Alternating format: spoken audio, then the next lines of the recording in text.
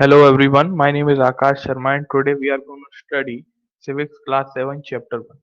That is Chapter 1 Equality. इसका नाम है ऑन इक्वालिटी यानी कि समानता के ऊपर बात करनी है हमको कि कैसी समानता है हमारे देश के अंदर और क्या क्या चीजें जो कि हैं देश के अंदर हो रही हैं वो सारी चीजों को हम लोग समझें।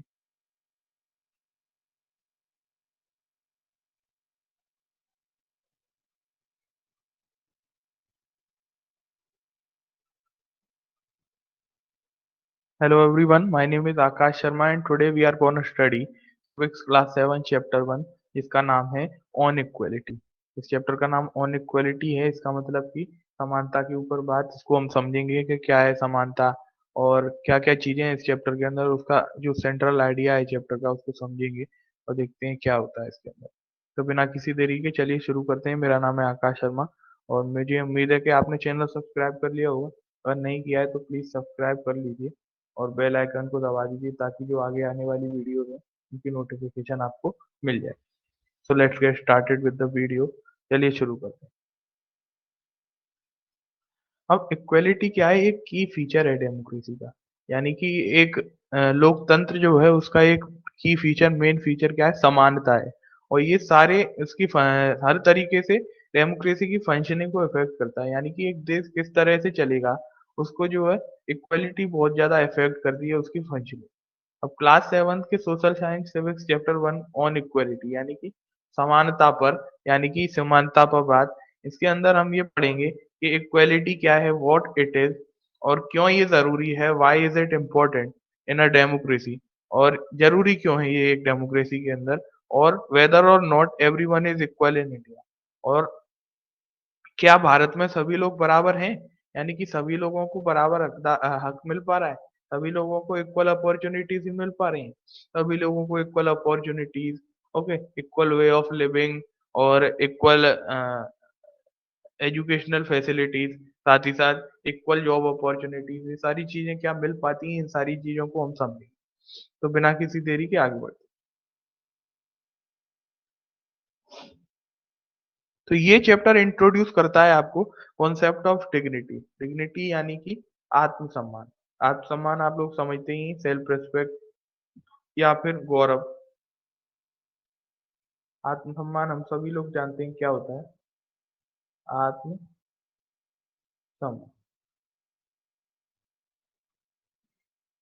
तो ये चैप्टर जो आत्मसम्मान गौरव की बात करता है कि भाई गौरव क्या है, आत्मसम्मान क्या है, उसको हम प्रॉपर तरीके से इस चैप्टर के अंदर समझें। गवर्नमेंट का रोल क्या है लॉज को पास करने में, यानी कि कानूनों को पास करने में, और पॉलिसीज जो भी डिस्कस होती हैं उनको जो है इम्प्लीमेंट कराने में, जो है लागू करने में। और अंत में चैप्टर ब्रीफली डिस्क्राइब करता है एक इशू इनइक्वालिटी का, यानी कि असमानता का, यूनाइटेड स्टेट्स ऑफ अमेरिका के अंदर, यानी कि यूएसए के अंदर। ये हाईलाइट करने के लिए कि सिर्फ हमारे देश में ये सारी चीजें नहीं हो रही हैं, दुनिया में कई सारे डेमोक्रेटिक लोकतांत्रिक देश हैं जहाँ पे ये सारी चीजें हो रही हैं, और हमको लगता है कि भाई हमारे देश में ही हो रही है, क्योंकि हर चीज, क्योंकि हम अपने देश से बाहर गए ही नहीं होते। कोई भी चीज होती है हमको लगती है कि भाई हमारा ही देश खराब है और ये सारी चीजें मेरे ही देश में होती है, लेकिन ऐसा नहीं है। बिल्कुल गलत है ये सब, और ये सारी चीजें दुनिया के बाकी देशों में भी होती है और इसको समझते हैं कि क्या चीज है।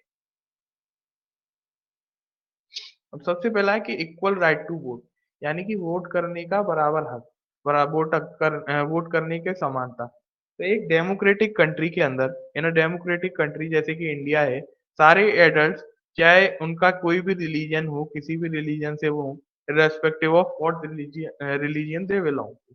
उसके बाद how much education they have had, यानी कि वो कितना पढ़े लिखे हैं या उनको कितनी एजुकेशन मिली है पिछले पास्ट में, और कौन सी कास्ट के हैं वो, और चाहे वो अमीर हैं या गरीब हैं, सभी को एक वोट मिलता है। इसको क्या बोला जाता है, यूनिवर्सल एडल्ट फ्रेंचाइज। क्या बोलते हैं इसको, यूनिवर्सल एडल्ट फ्रेंचाइज, यानी कि 18 प्लस जो भी इंसान है उसका एक वोट होगा, और चाहे कितने भी ये ऊपर जितने भी पॉइंट्स दिए हैं वो कोई भी उसको इफेक्ट नहीं करेंगे कि भाई कोई चीज है, जैसे कोई गरीब है, अमीर है, कौन सी प्रॉपर्टी है उसके पास या नहीं है। क्योंकि पुराने जमाने में ऐसा होता था कई देशों में, हमारे देशों में, कि जो लोग पैसे वाले होते थे उनको वोट देने दिया जाता था अंग्रेजों के समय पे, और महिलाओं को, बच्चों को वोट नहीं देने दिया जाता था, या फिर जिन लोगों के पास प्रॉपर्टी नहीं होती थी खुद की उनको वोट नहीं देने दिया जाता था। तो ये सारी चीजें होती थी। लेकिन आज के समय में चाहे किसी के पास कुछ नहीं है, लेकिन 18+ अगर वो है तो उसका वोट है ना? और ये एक एसेंशियल एस्पेक्ट है सारी डेमोक्रेसीज का, यानी कि राइट टू वोट जो है एक बहुत ही जरूरी हिस्सा माना गया है हर लोकतांत्रिक देश का। क्योंकि भाई एक लोकतांत्रिक देश लोकतांत्रिक कैसे माना जाएगा? इसीलिए माना जाएगा जब लोग वोट देंगे, अपने नेता को चुनेंगे, है ना? लोगों का एक जो है फ्री एंड फेयर इलेक्शन में हिस्सा होगा, लोग अपने देश में जो है सारी एक्टिविटीज में पार्ट लेंगे। तो आइडिया जो है यूनिवर्सल एडल्ट फ्रेंचाइज का, ये आइडिया ऑफ इक्वालिटी पर बेस्ड है, यानी कि समानता के विचार पर बेस्ड है। चलिए आगे बढ़ते हैं। अब other kinds of equality, inequality है शायद यहाँ पे। तो दूसरी तरह की इक्वालिटी कैसी है? सॉरी, तो अपार्ट फ्रॉम बीइंग पुअर, गरीब होने के बजाय तो दूसरी भी इनइक्वालिटीज होती हैं। यानी कि यहाँ पे इक्वालिटी है, सॉरी, ये मिसप्रिंट हो गया है, मिसराइट हो गया है एक्चुअली। तो पीपल इन इंडिया दूसरे तरह की इनइक्वालिटी एक्सपीरियंस करते हैं, जो कि कास्ट सिस्टम पे होती है ना? कास्ट सिस्टम पे आज भी हमारे यहाँ जो है बहुत सारी चीजों में लोगों के साथ डिस्क्रिमिनेशन होता है, लोगों को इक्वल अपॉर्चुनिटीज नहीं मिल पाती है ना? क्यों नहीं मिल पाती? क्योंकि वही वही कास्ट सिस्टम वाला दिक्कत है ना? इक्वल अपॉर्चुनिटीज खैर अभी तो सरकार ने बहुत सारी जो है हमारे देश के अंदर सभी कास्ट के लोगों के लिए अपॉर्चुनिटीज प्रोवाइड की जा रही है। और गवर्नमेंट और देश पूरा ये मेक श्योर करता है कि सारी चीजें हों। लेकिन कई बार जो है सभी लोगों के साथ इनइक्वालिटी होती है कास्ट के बीच, उनके साथ व्यवहार कैसा किया जाता है? जैसे कि आज भी आप लोग देखेंगे कई बार हमारे घर पे ये जो सामने झाड़ू लगाने आंटी आती हैं, आपके घर के सामने जो आपका एक तरह से फ्रंट होता है आपके घर का, वहां पे सफाई करने आती है, वो झाड़ू लगाने आती है, शाम को खाना लेके जाती है, उनको कोई छूता नहीं है ना, वो दलित होती है। तो ये इनइक्वालिटी है। तो ये नहीं होना चाहिए, क्योंकि अगर आप छू लेंगे कोई इंसान को, कोई दिक्कत थोड़ी है। लेकिन ये इनइक्वालिटी का कारण बन जाती हैं यही सारी चीजें, और बाद में फिर हमको देश के अंदर ये एक बड़े रूप में दिखाई देती हैं, एक बड़ी प्रॉब्लम के रूप में दिखाई देती है ना? ये आदमी जो है यहाँ पे बना हुआ है, ये जो है नाली को साफ कर रहा है, सीवर को साफ कर रहा है, सीवर यानी कि नाली, उसको साफ कर रहा है। तो ये देखिए, तो ऐसे लोगों से अपने यहाँ पे सभी लोग दूर रहते हैं। लेकिन ऐसा नहीं करना चाहिए, हमको सभी को बराबर मानना चाहिए। इसी से ही देश आगे बढ़ पाएगा। क्योंकि हर इंसान जो है देश को आगे बढ़ाने में, वो हमसे ज्यादा काम तो ये एक बेचारा कर रहा है कि ये सफाई कर रहा है देश की। हम जिस चीज को गंदा करते हैं, हम देश को गंदा करते हैं, उसको ये साफ कर रहा है। तो हमको हमें इससे अपने आप से भी इसको बड़ा मानना है, और मानना है कि हाँ ये कोई अच्छा इंसान है, और हमको जो है इनइक्वालिटी नहीं करनी है। कि इनइक्वालिटीज इंडिया में आज भी एग्जिस्ट करती है। पहले कास्ट सिस्टम बेस्ड होता था पुराने समय में, एंशिएंट इंडिया में, on the basis of the work that people did, यानी कि लोग जो काम करते थे उसके बेसिस पे। जैसे ब्राह्मण, क्षत्रिय, है ना, वैश्य और शूद्र। ब्राह्मण जो है पढ़ाने का काम करते थे, है ना, शादी विवाह कराने का काम करते थे, शिक्षा देने का काम करते थे। क्षत्रिय जो है देश की रक्षा करते थे, और जो है युद्ध करने का काम करते थे। वैश्य जो थे, व्यापारी समाज था, वो जो है व्यापार करता था दुकानें। शूद्र जो है साफ सफाई और वैसी चीजों का काम करते थे जो कि कम, मतलब जो है ज्यादा अच्छी नहीं मानी जाती थी वो सारी चीजें। तो ये सारी चीजें कोई भी कर लेता था, और लोगों की जाति डिसाइड हो जाती थी। अगर मैं पढ़ाता हूँ, शिक्षा देता हूँ, तो मैं ऑटोमेटिकली ब्राह्मण बन जाऊंगा। और मैं अगर नीचा जो कोई काम करता हूँ तो मैं शूद्र बन जाऊंगा। मैं अगर व्यापार करता हूँ तो मैं वैश्य बन जाऊंगा। उस समय ऐसा नहीं कि आप जन्म में तो आपका जो है जाते उसके बाद कुछ समय बाद जो अराजकता फैली, और कई सारी बुरी नीतियां आई। इस वजह से कास्ट सिस्टम एक जन्म के रूप में हो गई चीज, लेकिन ऐसा नहीं था। On the basis of birth मान ली गई, लेकिन पहले on the basis of birth नहीं होती थी। ओरिजिनल जो कास्ट सिस्टम था, जो कि वर्क के ऊपर बेस्ड था। जैसे मैं इंजीनियर हूँ तो मेरी जाति इंजीनियर है, मैं डॉक्टर हूँ तो मेरी जाति डॉक्टर है ना, और मैं अगर कोई आईएएस ऑफिसर हूँ तो मेरी जाति अफसर की होगी। तो वो काम के ऊपर बेस्ड होती थी, लेकिन आज जो है कास्ट के ऊपर बेस्ड होगी। अब रिकॉग्नाइजिंग डिग्निटी, हम अपने आत्मसम्मान को कैसे पहचानें? आत्मसम्मान को सबसे पहचानने का तरीका है कि पहले तो हम जो है सभी से बराबर माने अपने आप को, सभी से, है ना? और जो है लोगों की, दूसरों की डिग्निटी को पहचाने, क्योंकि इंसान अपने आप को तो बहुत बड़ा समझता है, लेकिन सामने वाले को जो है अपने बराबर नहीं समझता। उसको ये समझता है कि भाई सामने वाला जो है मुझसे नीचा है। लेकिन जैसा कि ये बना हुआ है, सभी को एक दूसरे का हाथ पकड़ के चलना है, सभी को बराबर समझना है ना? है ना? कोई भी अगर शूज़ पॉलिश करने वाला भी है तो वो आपके बराबर है, वो आपका काम कर रहा है ना? तो सभी को जो है बराबरी से जो है ट्रीट करना है, हमको सभी को सम्मान के साथ ट्रीट करना है, इसी से ही देश जो है आगे बढ़ पाएगा। तो जब when persons are treated unequally, या लोगों को असमान तरीके से जो है उनके साथ बिहेव किया जाता है, अनइक्वली ट्रीट किया जाता है, तो उनकी डिग्निटी वायोलेट होती है, यानी कि उनके आत्मसम्मान को चोट पहुंचती है। डिग्निटी होती है एक इंसान की right to be valued and respected for their own sake and to be treated ethically. यानी कि एक इंसान का जो है हक होता है वैल्यू किया जाना, समाज में उसको बराबर मानना, उसकी इज्जत करना, उसके खुद के लिए और साथ ही साथ एथिकली मतलब मोरली ये चीजें सही मानी जाती हैं कि हम सभी को बराबर समझे, भाई हम भी इंसान है वो भी इंसान है। तो ऐसा ना हो कि हम अपने आप को कुछ ज्यादा ही फन्ने का समझ रहे हैं और सामने वाले को जो हम उसकी क्या बोलते हैं रेस्पेक्ट नहीं कर रहे हैं, उसको डिसरेस्पेक्ट कर रहे हैं, उसकी बेइज्जती पे बेइज्जती कर रहे हैं, तो ये गलत चीज है। तो डिग्निटी हमें पहचाननी चाहिए सामने वाले की, और देखना चाहिए कि भाई किसी के हम रिस्पेक्ट को ना चोट पहुंचा रहे हो, हम उसके साथ डिसरिस्पेक्टफुल बिहेवियर ना कर रहे हैं। तो ये चीजें हमको देखनी चाहिए और हमको सामने वाले की डिग्निटी को रिकॉग्नाइज करना चाहिए। अब इक्वालिटी एंड डेमोक्रेसी, लोकतंत्र के अंदर इक्वालिटी क्या चीज है इसको देखते हैं। अब इंडियन कॉन्स्टिट्यूशन रिकॉग्नाइज करता है हर इंसान को एक तरीके से बराबर, यानी कि the Indian constitution recognises every person as a equal, मतलब सभी लोग बराबर हैं। इसका मतलब क्या है कि हर इंडिविजुअल इंडिविजुअल हर इंसान कंट्री के अंदर इंक्लूडिंग मेल है फीमेल है, और मतलब कि हर इंसान चाहे आदमी है औरत है, और लोग जो भी किसी भी कास्ट से हो, किसी भी धर्म से हो, किसी भी जनजाति से हो, एजुकेशनल और इकोनॉमिक बैकग्राउंड, यानी कि कितना पढ़ा लिखा हुआ है वो इंसान, और इकोनॉमिक बैकग्राउंड मतलब कि अमीर है गरीब है, सभी को जो बराबर माना गया है हमारे देश के अंदर। अब रिकॉग्निशन इक्वलिटी का इंक्लूड करता है following provisions in the constitution, यानी कि जो नीचे प्रोविजंस दिए गए हैं उनको फॉलो करना, इनको माना जाता है कि हम भाई कॉन्स्टिट्यूशन को इक्वलिटी को मान रहे हैं।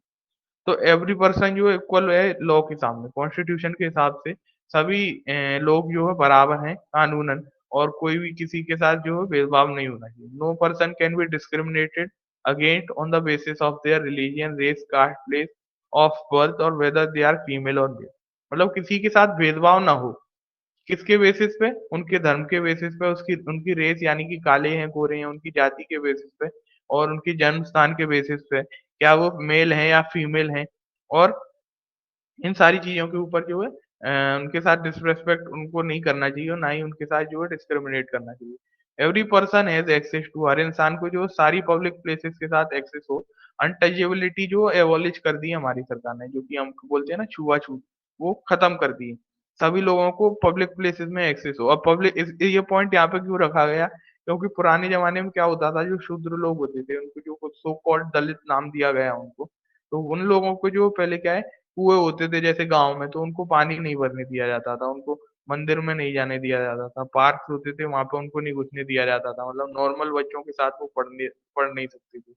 तो ये चीज़ें होती थी। अगर क्लास में बाकी बच्चे टेबल्स और बेंचेस पे बैठते थे, तो उन लोगों को जो है ज़मीन पे बिठाया जाता था। उनसे तो ये सारी चीज़ें नहीं होनी चाहिए, इसीलिए गवर्नमेंट ने अनटचेबिलिटी को अबॉलिश किया, और सभी लोगों को जो पब्लिक प्लेसेस में जाने की इजाज़त है कि भई किसी के साथ भेदभाव ना हो।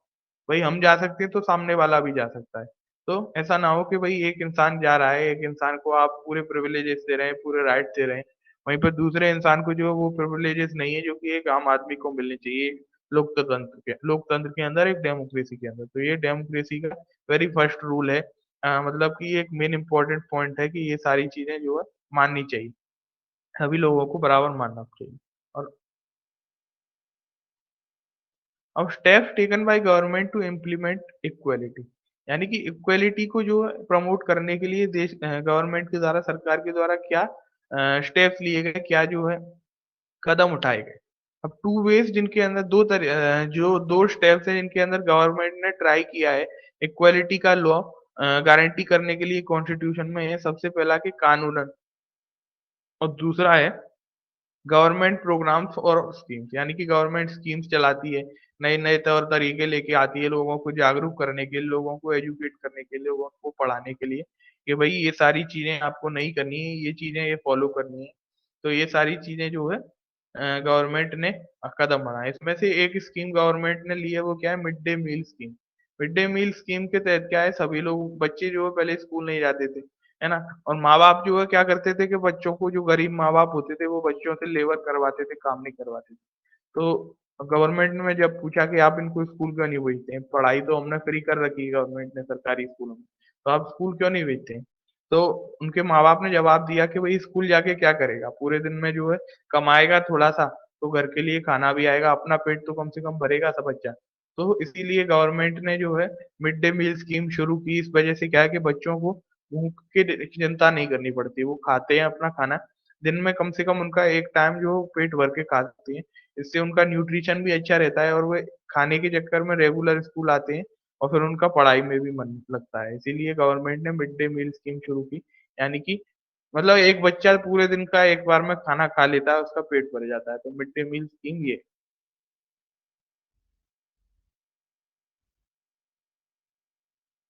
अब issues of equality and other democracy, समानता और असमानता के दूसरे जो इश्यूज हैं दूसरे देशों के अंदर, उसको समझते हैं कि क्या है, क्या क्या एग्जांपल्स हैं। अब कई सारी डेमोक्रेटिक कंट्रीज यानी कि कई सारे लोकतांत्रिक देशों में अराउंड द वर्ल्ड, दुनिया के अंदर इनइक्वालिटी का इशू जो है कंटिन्यू करता है। की इशू मतलब बड़े इश्यूज में से एक है दुनिया के अंदर कम्युनिटीज के बीच में, जिससे कि कम्युनिटीज जूझती रहती हैं, परेशान रहती हैं। For example United states of America के अंदर अफ्रीकन अमेरिकन यानी कि जो अफ्रीकन अमेरिकन थे, जो कि पुराने समय में जो कि अमेरिका आ गए थे गुलामी के तौर पे, अब उनके जो डिसेंडेंट्स हैं उनके साथ जो है बहुत ज़्यादा भेदभाव किया जाता है। For example African American whose ancestors were slaves who were brought over from Africa continue to describe their life today as largely unequal। तो ये लोग क्या है बताते हैं कि हमारे साथ आज भी भेदभाव होता है क्योंकि इनके रंग के बेसिस पे, बिकॉज दे आर ब्लैक। तो इनके काले होने की वजह से और मतलब कि उनकी रेस अलग होने की वजह से इनके साथ बहुत ही ज्यादा डिस्क्रिमिनेशन होता है। उनको एक्सट्रीमली अनइक्वली ट्रीट किया जाता है यूएस के अंदर। और पहले तो उनको जो है लॉ के सामने बराबर नहीं समझा जाता था, उनको कम समझा जाता था। लेकिन कई सारे लोगों की मेहनत की वजह से, कई सारे लोगों की स्ट्रगल्स की वजह से आज लोगों को बराबर राइट मिले। तो सिविल राइट्स एक्ट 1964 ने प्रोहिबिट किया डिस्क्रिमिनेशन किसके बेसिस पे? रेस, रिलीजन और नेशनल ओरिजिन, यानी कि कोई भी रेस है, काले या गोरे हैं, कोई भी धर्म है और कौन से देश से आप आए हैं।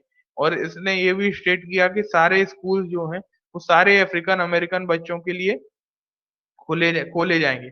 और उसके बाद क्या है, वे सभी लोग सेपरेट स्कूल में नहीं जाएँगे, एक ही स्कूल में जाएँगे ताकि जो इक्वालिटी प्रमोट हो। यानी कि पहले क्या होता था कि काले बच्चों के लिए अलग स्कूल, गोरे बच्चों के लिए अलग स्कूल। काले लोगों के लिए अलग जो है दुकानें होती थी, गोरे लोगों के लिए अलग दुकानें होती थी। तो ब्लैक लोगों ने बहुत ही ज़्यादा कई सालों तक, कई 100 सालों तक संघर्ष किया। उसके बाद जो उन्होंने अपनी हक की लड़ाई की, उसके बाद जो उन्हें ये सारे राइट्स मिले। किसके तहत? सिविल राइट्स एक्ट ऑफ 1964 के तहत। तो ये था अपना चैप्टर, आई होप आपको समझ में आया होगा। और आई रिक्वेस्ट यू ऑल, आप लोग ज्वाइन कीजिए हमको टीम आईरैप एजुकेशन को, आईरैप एजुकेशन को। और आप लोग हमको फेसबुक, इंस्टाग्राम, ट्विटर फॉलो कर सकते हैं, क्या है, आईरैप एजुकेशन, है ना? आप लोग हमको टेलीग्राम पे भी ज्वाइन कर सकते हैं, वहाँ पे आपको नई नई अपडेट्स मिलते रहते हैं ना, आपको जो स्टडी मटेरियल मिलता रहता है। तो I request you all to please subscribe to our channel, और प्लीज सब्सक्राइब कीजिए और बेल आइकन को दबाइए ताकि आगे आने वाली वीडियोस जो है आपसे मिस ना हो। Thank you very much.